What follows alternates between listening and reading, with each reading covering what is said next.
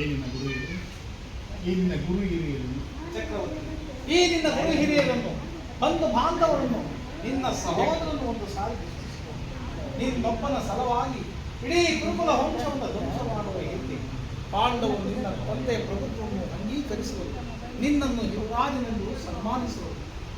ಅವರಿಗೆ ನಿಮ್ಮೆಲ್ಲರ ಸ್ನೇಹ, ಶಾಂತಿ, ಮಮತೆ ಹೊರತು ಮತ್ತೇನು ಬೇಡ. ಇದು ಅತ್ಯಂತ ಮಹತ್ತರವಾದ ವಿಷಯ. ಸಂಧಿಯನ್ನು ನಿರಾಕರಿಸಬೇಡ. ಅಲ್ಪ ಪ್ರಯತ್ನದಿಂದ ಮಹಾಫಲವನ್ನೇ ಹೊಂದುವೆ. ಶತ್ರುಗಳು ತಡವಾಗಿ ನಿನ್ನಲ್ಲಿ ಕ್ಷಮಾಭಿಕ್ಷೆಯನ್ನು ಬೇಡುವರು.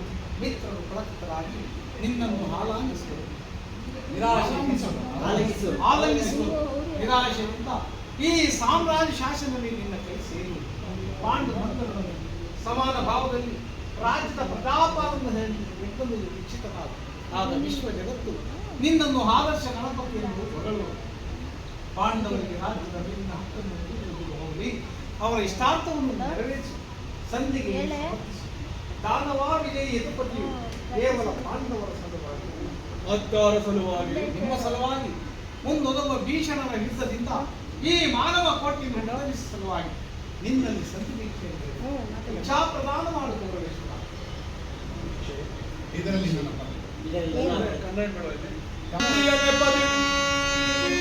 ಪಾಂಡವರ ಹಿತ ಬಯಸಿ ಬಂದಿರುವೆ.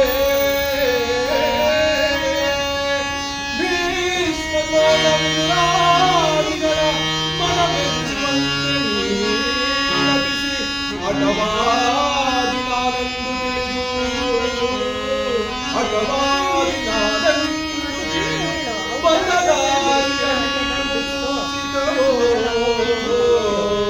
ಕೃಷ್ಣ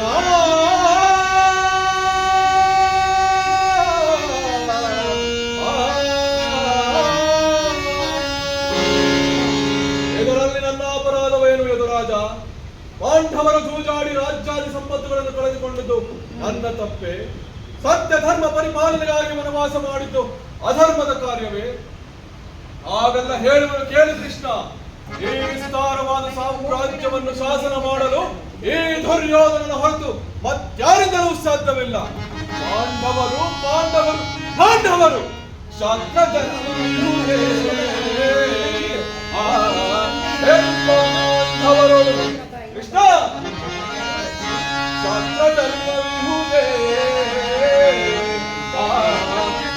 ಪಾಂಡವರೊಳು ರೂಢಿಯೊಳಗವನೆಂದು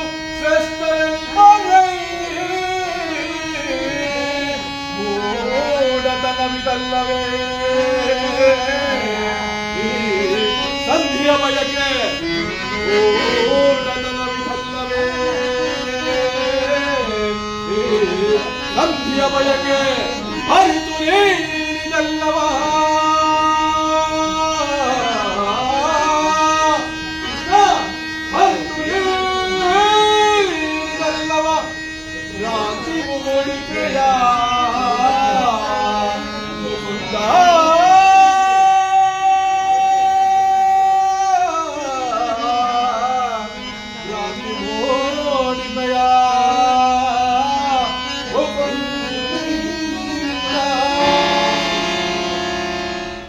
ಪಾಂಡವರಿಗೆ ಭಿಕ್ಷಾವೃತ್ತಿಯ ಯೋಗ್ಯವಾದ ಜೀವನ, ಧರ್ಮ ವೀರುಗಳಾದ ಅವರ ಕೈಯಲ್ಲಿ ಈ ವಿಪುಲವಾದ ಸಾಮ್ರಾಜ್ಯವನ್ನು ನೀಡುವ ಅಪಮಾನ ನನ್ನಿಂದಾಗದು.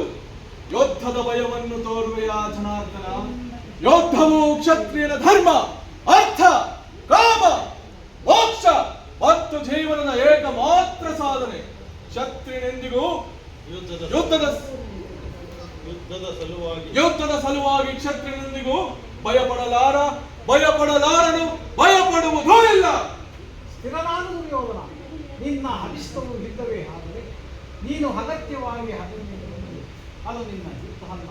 ಭಯಂಕರವಾದ ಆತ್ಮಹತ್ಯೆ, ಪಾಪಾಶಯ, ಗುರುಕುಲದ ಕಳಂಕ ಸಮೀಪನೆ. ನಿನ್ನ ಅಪರಾಧಗಳು ಏನೆಂದು ಕೇಳುವೆಯಾ? ನಿನ್ನ ಅಪರಾಧಗಳು ಅಗಣ್ಯ. ರಾಜಸೂಯಯಾಗದಲ್ಲಿ ಪಾಂಡವರ ಸಂಪತ್ತು ನೋಡಿ ಕರುಗಿದ ನೀನು ಈ ಶಕುನಿಯ ಸಲಹೆಯಂತೆ ವಿಧಿಷ್ಠರನ್ನು ಕಪಟ ದೂತಕ್ಕೆ ಹೆಣೆದು ತಂದುಕೊಂಡು ಸಹೋದರ ಪತ್ನಿಯನ್ನು ರಾಜಸಭೆಗೆ ಎಳೆತರಿಸಿ ನೀನು ಮಾಡಿದ ಹವ್ಯಾಜ್ಯ ಅಪರಾಧಗಳು ಪ್ರಳಯ ಕಾಲದ ಧೂಮಕೇತುವಿನಂತೆ ಈ ನಿನ್ನ ನೀತ ಸೃಷ್ಟಿಯನ್ನು ಹಿಂಬಾಲಿಸುವುದು ಮರೆಯಬೇಕು. ಧರ್ಮ ನಿಷ್ಠರಲ್ಲಿ, ಸ್ನೇಹ ಶಿಲರಲ್ಲಿ, ಜಗನ್ಯವಾದ ರಕ್ಕಸೆ ವೃತ್ತಿಯನ್ನೇ ತೋರಿಸಿದೆ. ವಾರ್ಣಹವತದ ಹರಗಿನ ಮನೆ, ಏಕಚಕ್ರ ನಗರದಲ್ಲಿ ಕುಂತಿಗಾದ ಭಂಗ, ವಿಷಪ್ರಾಶನ, ಸರ್ಪಬಂಧ ಇವೆಲ್ಲವನ್ನು ಮರೆತೆಯ ಭೀಷ್ಮ, ದ್ರೋಣ ಗುರುಗಳಾದ ಗುರುಜನರ ಮಾತನ್ನು ನಿರಾಕರಿಸಿ ಅನ್ಯಾಯ ಆಚರಣೆಯಲ್ಲಿ ಪ್ರವರ್ತನಾದ ನಿನಗೆ ಕೀರ್ತಿ ಶ್ರೇಯಸ್ಸು ಎಂದಿಗೂ ಲಭಿಸಲಾಗದು. ಅದರಿಂದ ಭ್ರಮೆ ಕೃಷ್ಣ. ಕೆಟ್ಟರೂ ಸರಿಯೇ ಕಟ್ಟ ಕಳೆದಾಗಿ ಪಾಂಡವರನ್ನು ಕಾಡಿಗಟ್ಟಬೇಕೆಂದು ಪಟ್ಟು ಹಿಡಿದ ಈ ಕೆಚ್ಚದೆ ಕಟ್ಟಾಳು ಕೌರವೇಶ್ವರನನ್ನು ಕಂಡು ಅಂದು ಮಯಸಭೆಯಲ್ಲಿ ಕರ ಚಪ್ಪಾಳೆಯನ್ನು ಹೊಡೆದು ಕೆಣಕಿ ಕೇಕೆ ಹಾಕಿ ಕಿಲಕಿಲನೆ ನಕ್ಕಳಲ್ಲ ಆ ಪಾಂಡವರ ಸಂಧಿ ಪಾಂಚಾಲಿ. ಅಂದೇ ಕೊಟ್ಟನು ಕೃಷ್ಣ ಈ ಛಲವೆಂಬ ವಜ್ರ ಕವಚವನ್ನು. ಭೂತ ಪ್ರೇತಗಳಿಗೆ ಅಧಿಪತಿಯಾದ ಭೂತೇಶ್ವರನ ಕದನಕ್ಕೆ ಕಾಲ್ಗೆರೆದು ನಿಂತರೂ ಸರಿಯೇ ಕಲಿಯಾಂಶದಿಂದ ನಿರ್ಮಿತವಾದ ಈ ಗುರು ಸಾಮ್ರಾಜ್ಯವೆಲ್ಲವೂ ರಕ್ತದ ಮಡುವಿನಲ್ಲಿ ಕೊಚ್ಚಿ ಹೋದರೂ ಸರಿಯೇ ಅಷ್ಟೈಶ್ವರ್ಯ ಸಂಪನ್ನ ಅಭಿಮಾನ ಧನನೆಂದು ಬಿರಿದಾಂಕಿತನಾದ ಈ ಗುರು ಚಕ್ರೇಶ್ವರನು ಹಸ್ತಿನಾವತಿಯ ಮಸಣದ ಮಣ್ಣಲ್ಲಿ ಮಣ್ಣು ಹಿಡಿದು ಮಣ್ಣಲ್ಲಿಯೇ ಮಣ್ಣಾಗಿ ಮಣ್ಣಿಗೆ ಹೋದರೂ ಸರಿಯೇ ಛಲವನ್ನು ಬಿಡೆ ನೆಲವನ್ನು ಕೊಡೆ ಕೇಳು ಮುರಹರಿಯೇ.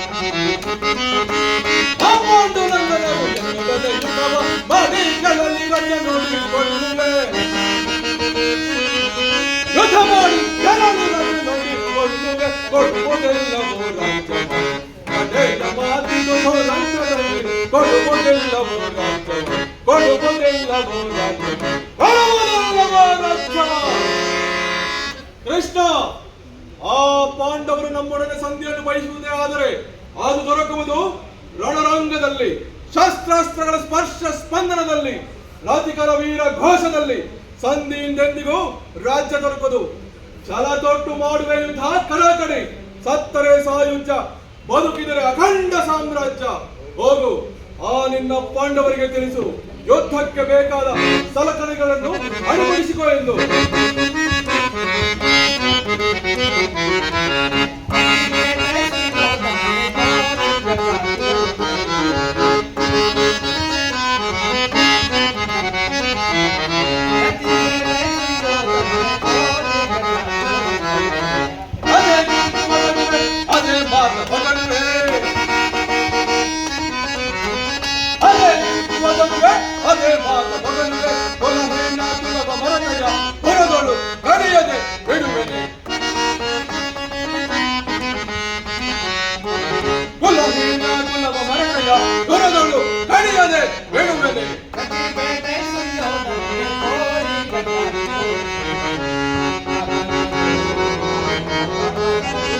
ಕೃಷ್ಣ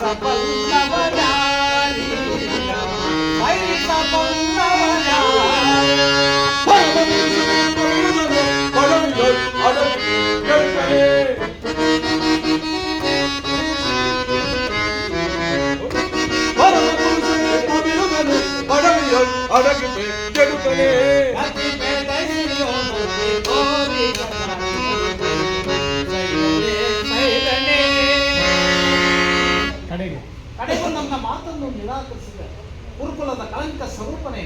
ಪುರಸ್ಕರಿಸಲಾಗದ ಸಂದೇಶವನ್ನು ತಿರಸ್ಕರಿಸಿದ್ದು ಉಚಿತವೇ? ಯದುಕುಲ ಕಳಂಕ ಸ್ವರೂಪನೇ. ನಿನ್ನೆ ವರ್ತನೆ ನಿನ್ನೀ ವರ್ತನೆ ಅಕ್ಷಮೆ ಅಪರಾಧ. ಅಪರಾಧಕ್ಕೆ ಶಿಕ್ಷೆ ತಾವೇ ನಿರ್ಣಯಿಸಬೇಕು. ಯಾರು ನಿರ್ಣಯಿಸುವಂತಿಲ್ಲ. ಯಾರೂ ನಿರ್ಣಯಿಸುವಂತಿಲ್ಲ. ಯಾರು ಯಾರೂ ನಿರ್ಣಯಿಸುವಂತಿಲ್ಲ. ನಾನಾಗಲೇ ನಿರ್ಣಯಿಸಿ ನಾನಾಗಲೇ ನಿರ್ಣಯಿಸಿ ಮುಖ್ಯ ಸಲಹೆಯನ್ನೇ ಕೊಟ್ಟಿದ್ದೇನೆ. ಮುಖ್ಯ ಸಲಹೆಯನ್ನೇ ಕೊಟ್ಟಿದ್ದೇನೆ. ಯಾರಿಗೋ? ಮತ್ತಿನ್ಯಾರಿಗೆ? ಮತ್ತಿನ್ಯಾರಿಗೆ? ಸಾರ್ವಭೌಮನಿಗೆ. ಸಾರ್ವಭೌಮರಿಗೆ. ಏನೆಂದು ಅದನ್ನು ನನ್ನ ಬಾಯಿಂದ. ಅದನ್ನು ನನ್ನ ಬಾಯಿಂದಲೇ ಕೇಳಬೇಕೆ? ಸಾರ್ವಭೌಮ. ಸಾರ್ವಭೌಮ. ಹ್ಮ್. ನಿನ್ನನ್ನು ಉಚಿತ ರೀತಿಯಿಂದ ಬೀಳ್ಕೊಡಬೇಕೆಂದು ನಮ್ಮ ಶಕುನಿ ಮಾವನು ನನಗೆ ಆಗಲೇ ಸಲಹೆಯನ್ನು ನೀಡಿದ್ದಾರೆ. ಶಕುನಿ ಮಾವನವರ ಸಲಹೆಯಿಂದ ಮೇಲೆ ಅದು ಅದ್ಭುತ ಆಕಾರವಾಗಿ ಇರಬೇಕು. ಹೌದೌದು. ಹೌದೌದು. ನಿನ್ನೆ ಅದ್ಭುತವಾದ ರಾಯಭಾರಕ್ಕೆ ಅದ್ಭುತವಾದ ರಾಯಭಾರಕ್ಕೆ ಅದ್ಭುತವಾದ ಅದ್ಭುತವಾದ ಸತ್ಕಾರ ಸಿದ್ಧವಾಗಿದೆ. ನಿನ್ನಿ ರಾಯಭಾರಕ್ಕೆ ಈ ಅದ್ಭುತವಾದ ಸತ್ಕಾರ ಸಿದ್ಧವಾಗಿದೆ. ನಿಮ್ಮ ಈ ಅದ್ಭುತವಾದ ಸತ್ಕಾರವನ್ನು ನಾನು ಅದ್ಭುತ ಆಕಾರನಾಗಿ ಸ್ವೀಕರಿಸಿದೆ. ಸ್ವೀಕರಿಸು. ಸಹೋದರ ದುಶ್ಯಾಸನ, ಬಂಧಿಸುವ ಈ ಕೃಷ್ಣನನ್ನ. ಯಾರನ್ನು ಬಂಧಿಸುವ ಮನ್ನಮತಿಗಳಿರ ನಿನ್ನನ್ನು, ನಿನ್ನ ಅಂಗಾಂಗಗಳನ್ನು ಬಟ್ಟೆಯಿಂದ ಬೆಂಕಿಯನ್ನು, ಬೀಸಣಿಗೆಯಿಂದ ಗಾಳಿಯನ್ನು, ಮರಳಿನಿಂದ ಸಾಗರವನ್ನು ಬಂಧಿಸುವುದು ಸಾಧ್ಯವೇ? ಈಗ ಬಂಧಿಸಿ. ಕೃಷ್ಣ ಕೃಷ್ಣ